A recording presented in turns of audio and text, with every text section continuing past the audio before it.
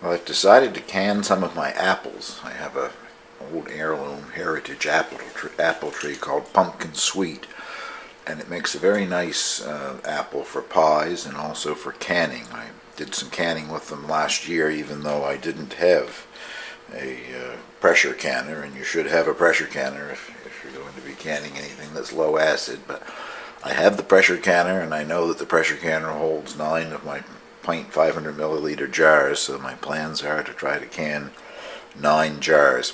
First, I'm going to make a flavored simple syrup, and the simple syrup in this case is half and half. It's 9 cups of water and 9 cups of sugar.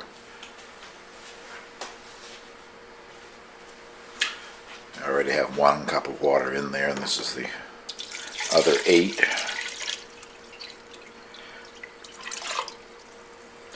I'm assuming jars filled with sliced apples. But, a cup of syrup should be enough for each of the 9 jars. If I have a little left over, that's okay. Just hope I don't run out. Anyway, the plan is here. The gas is already on. The flame is going below this. It's just to dissolve all that sugar in the water, let it come to a boil, and then slow it down and let it simmer until you're ready to put it over the apples in the jars for the canning process. And as I said, it's going to be flavored, so I'm adding 2 pieces of, I don't know what they are, 3-inch pieces, I guess, of cinnamon bark. And those, of course, will be removed before I do the canning. And then quite a bit of ground fresh nutmeg, which works better if you take the cover off. And the nutmeg, I won't bother to strain that out or anything. I'll leave it in. I love the flavor of nutmeg with apples.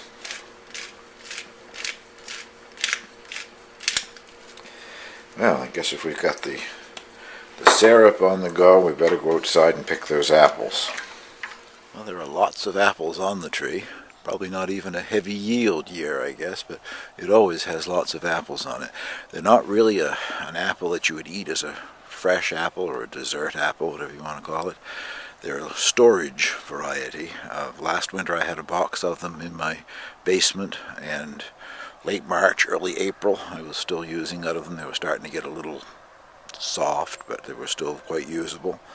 So they have the ability to store for a long time, and they make a great pie. They're nice as a baked apple or apple sauce. And as I said, I canned apples a year or so ago and really like them too. So that's what I'm doing today, is canning some more.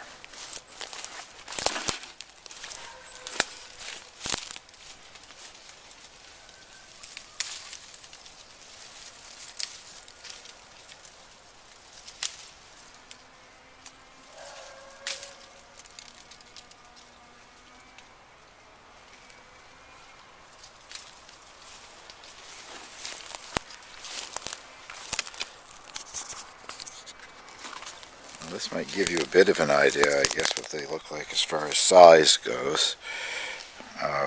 They never get red or really much of a yellow or orange color either. They stay sort of in the green range. This year they're probably a little yellower than they normally are. I think maybe because we had that long hot summer here. Anyway, they're a very nice apple. I'll finish picking and show you my box of apples when I finish here. As I said, I only plan to do 9 jars, so I guess that's probably enough apples for me. I didn't mention these are completely organic, in that I don't spray with anything, not even the dormant oil spray, which is considered safe, I guess, for organic purposes, but too lazy, I just let them grow. Normally I don't have any problem at all. This year I'm seeing quite a bit of this, I don't know, canker, scab, whatever you want to call that. And the only thing that I can think that's different this year is the wonderful long hot summer that we had. We had 2 months of above normal temperatures for this area, and below normal rainfall, so I'm thinking that might be the cause of this particular blight on the apples. Anyway, I still was able to get a lot of good-sized apples that I will start the canning on. There are more of that size, which is, I don't know, it's practically as big, I guess, as a Granny Smith that you buy in a store. They're a strange apple in that they continue to grow through the month of October and until we get heavy frost in November.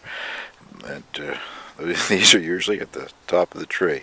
I have a long-handled apple picker, but I didn't bring it out. I just picked off what I could reach. Anyway, let's get these peeled in the jars. Of course, using one of my favorite toys to peel, slice, and core the apple all in one easy motion. At least that's what should happen. See what happens when I crank the handle here.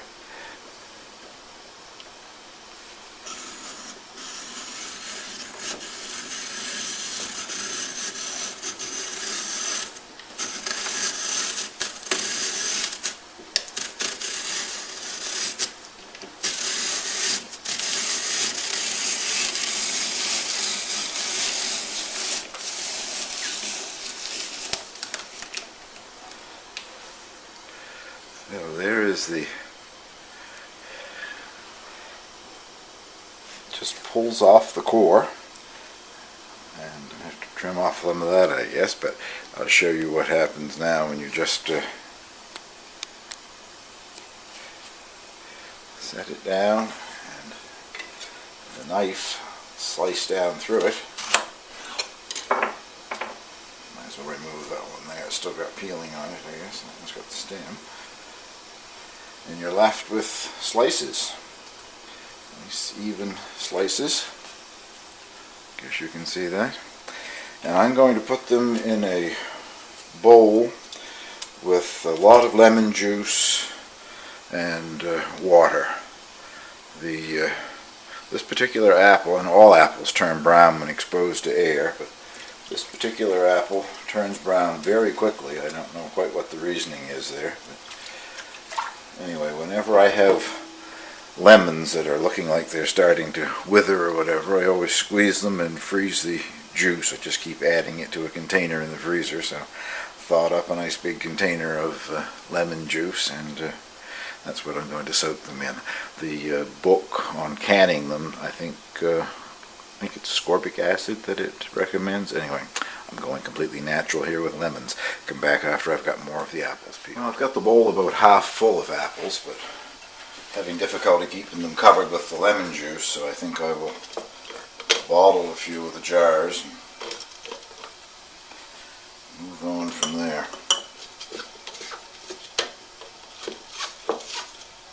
These are hot sterilized jars just out of the oven.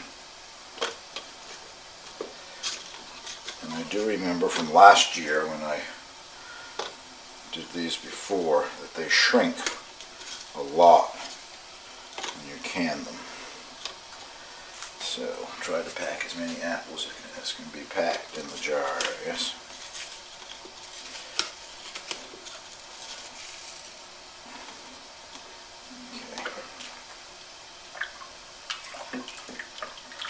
This is just a simple syrup. I've removed the cinnamon bark.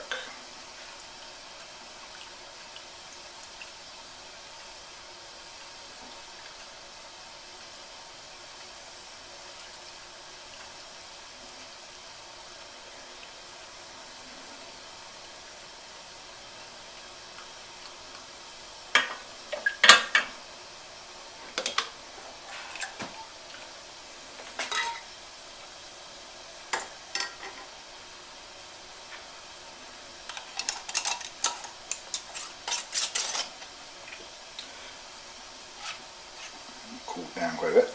Well, I'll put that over in the canner to wait until they're all bottled. Well, I had enough syrup to do all 9 jars and a bit left over, so that was good. Now I'm putting them in the pressure canner. And put the lid on here if I can. There we go. And for the next 10 minutes, you just let it boil and let steam vent out through this vent.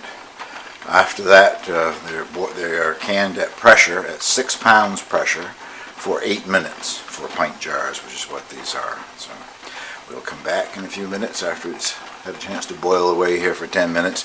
The boiling process here for 10 minutes expels a lot of the air and makes it easier to get the pot up to pressure. Boiling for 10 minutes, now I put the weight on and watch for this thing here to stop spinning and pop up.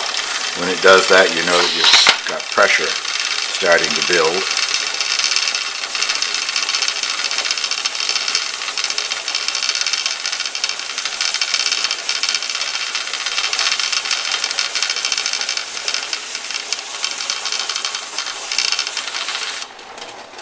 There it is. Took it longer that time than it usually does. Now I just have to watch it until it gets up to 6 pounds pressure on the gauge and then time it for 8 minutes. Almost at 6 pounds pressure. When it reaches there, I will adjust the heat down because it's still gaining pressure here and start a timer for 8 minutes. If you watched my previous canning video with the pressure canner, once it had finished its time, I pulled off the weight and let it expel its gases, its steam, whatever. I've always done that. I've done that with my other smaller pressure canner.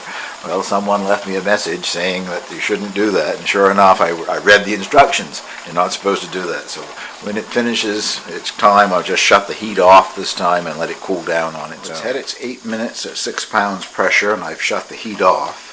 And now I'm waiting for this thing that popped up to drop back down, which means there isn't any pressure left in the canner and it's safe to open it. Also, I think before I do that, I'll pull this off. But anyway, once that drops, it supposedly indicates that the canner is back to atmospheric pressure. It's only been about 10 minutes since I shut the heat off, and the little pressure thing there just dropped. Pull that off, and there's nothing coming out of there either, so I guess we're safe to open.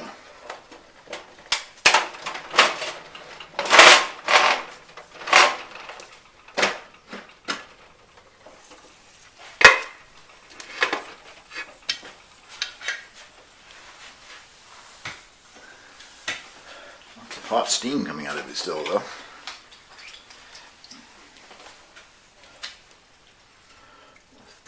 Center here.